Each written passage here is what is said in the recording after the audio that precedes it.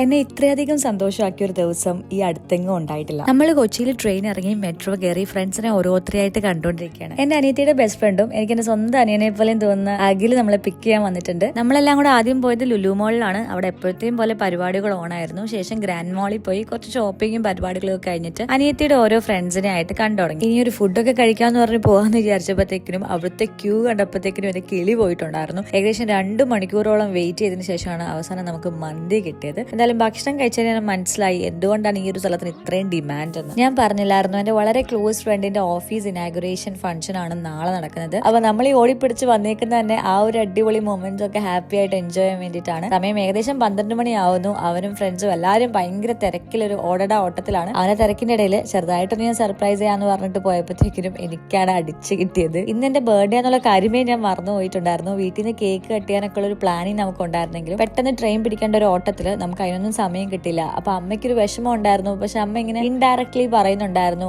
ദൈവം നിനക്ക് കേക്കൊക്കെ തരും. ശരിക്കും എന്റെ 4 വർഷം മുന്നേയുള്ള ബർത്ത്ഡേയും അബീന്റെ കൂടെ തന്നെയായിരുന്നു സ്പെൻഡ് ചെയ്തത്. ഒരു വളരെ നൊസ്റ്റാൾജിക് മൊമെന്റ്സ് ഒക്കെ ആയിരുന്നു. ഇതിനെക്കാട്ടി വലിയൊരു ഇതായത് ഇത് കഴിഞ്ഞിട്ട് ഇറങ്ങുമ്പോഴത്തേക്കിനും അനിയത്തി ഒരു സർപ്രൈസ് ആയിരുന്നു. പക്ഷെ ഞാൻ ഈ മൊത്തത്തിൽ എക്സൈറ്റ്മെന്റ് നിൽക്കുന്നത് കൊണ്ട് എനിക്ക് ഇവരുടെ ഈ ഉഡായ്പ ഒന്നും കണക്ട് ചെയ്യാൻ പറ്റുന്നുണ്ടായിരുന്നില്ല. ഇതൊക്കെ തന്നെ പ്രോസസ് ചെയ്യാൻ പറ്റാതിരിക്കുമ്പോഴാണ് അനിയത്തിയുടെ ഗിഫ്റ്റ് കൂടെ കണ്ടപ്പോഴത്തേക്കിനും എന്റെ ഫുള്ള് റിലേ പോയിട്ടായിരുന്നു. കുറച്ച് ദിവസമായിട്ട് ഞാനിങ്ങനെ പറയായിരുന്നു അവളുടെ വാച്ച് ഉണ്ടപ്പോൾ എനിക്ക് ഇഷ്ടപ്പെട്ടെന്ന്. അപ്പൊ അതേ സാധനം തന്നെ കിട്ടി. അവർക്ക് ഒട്ടും വിശ്വസിക്കാൻ പറ്റുന്നുണ്ടായിരുന്നില്ല. ഇതിനിടയ്ക്ക് അച്ഛനൊക്കെ കാഷ്വലായിട്ട് ചോദിക്കുന്നുണ്ടായിരുന്നു ഈ വാച്ചിന് എന്താ പ്രത്യേകത. അച്ഛനമ്മ കഷ്ടപ്പെട്ട് കുറെ ഇങ്ങനെ അവർ ഇടിച്ചു വെക്കാൻ നോക്കുന്നുണ്ടായിരുന്നുള്ളത് മനസ്സിലാക്കാനുള്ള ബുദ്ധി പോലെ എനിക്ക് ദൈവം തന്നില്ലല്ലോ ഈശ്വര. ഇതൊക്കെ കഴിഞ്ഞ് ഫുഡും കഴിച്ച് ഫോൺ നോക്കുമ്പോഴാണ് എന്റെ ബെസ്റ്റ് ഫ്രണ്ടിന്റെ ഈ ഒരു വീഡിയോ കിട്ടുന്നത്. എന്റെ ബർത്ത്ഡേ ആയതുകൊണ്ട് ഒരു ഫീമെയിൽ ഓഫണേജിൽ കേക്കും ഫുഡും കൊടുത്തേക്കാണ്. എന്താ അറിയില്ല, എന്റെ കണ്ണൊക്കെ നിറഞ്ഞിട്ട് എനിക്കത് എക്സ്പ്ലെയിൻ ചെയ്യാൻ പറ്റാത്തൊരു സന്തോഷവും ഭയങ്കര ഗ്രേറ്റ്ഫുൾ ആയിട്ട് ഫീൽ ചെയ്തൊരു മൊമെന്റ് ആയിരുന്നു. അയ്യോ, ഇന്നത്തെ ദിവസം എനിക്ക് മറക്കാൻ പറ്റില്ല. എത്ര വലിയ പ്ലാൻ ചെയ്തിട്ട് എന്ത് ഡ്രീം ഡെസ്റ്റിനേഷൻസിൽ പോയാൽ പോലും കിട്ടാത്ത അത്രയും സന്തോഷം എനിക്ക് ഏറ്റവും ഇഷ്ടപ്പെട്ട കുറച്ച് മനുഷ്യന്മാരോട് സ്പെൻഡ് ചെയ്തപ്പോൾ കിട്ടിയിട്ടുണ്ട്. Thanks for all the wishes എന്ന അടിപൊളി